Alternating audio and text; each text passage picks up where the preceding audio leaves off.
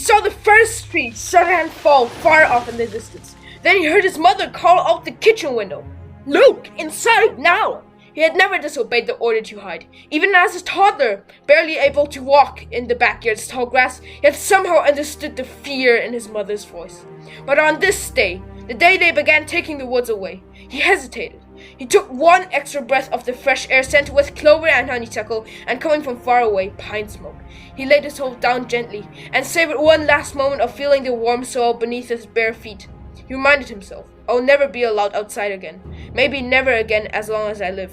He turned and walked away into the house, as silently as a shadow. This epic book, written by Margaret Patterson Haddix, tells a breathtaking story of a boy named Luke Gardner, who is the third child of a poor family.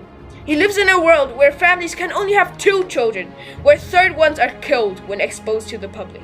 Because of new houses being built in the lonely neighborhood, Luke is forever prohibited from stepping outside his sheltering home. Hello and welcome to Mr. Intignia. Today you will learn about 5 of the most popular tips and tricks for the rapid development of suspense in your fictional texts. With that out of the way, let's get right into it. Number 5. Only from listening to the brief beginning of the suspenseful book, we have already learned much about Luke's life with the help of the so-called key lines from the short text, such as informing phrases like he had never disobeyed the order to hide, or he had somehow understood the fear in his mother's voice. These sentences are capable of grabbing the reader's attention by briefly informing them about the current situation. Following number 5 is number 4. Another trick is to write about the 5 senses of individual characters, namely the sense of touch, sight, hearing, smell, and taste, to assist in the reader's imagination and ensure the reader's near sanity.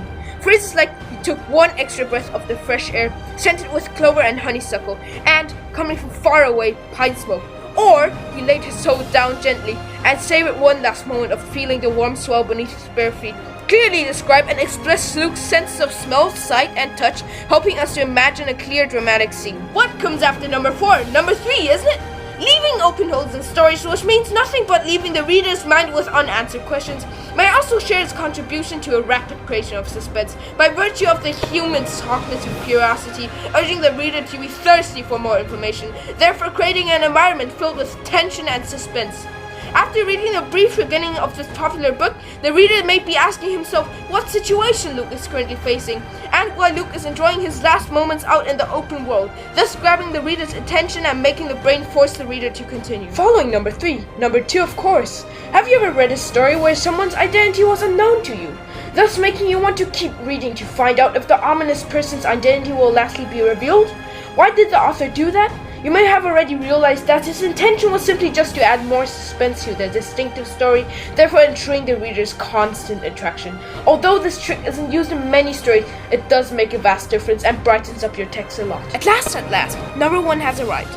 Including the reader's consciousness by creating a puzzle could lead to the brain being unsatisfied because of the unsolved mystery, and in consequence make the reader solve it themselves, hence making your story more interesting and increasing the level of suspense your text radiates. This trick is used in many well-known books, making the reader involve himself, therefore keeping his brain active while reading or enjoying this media. Thanks for watching.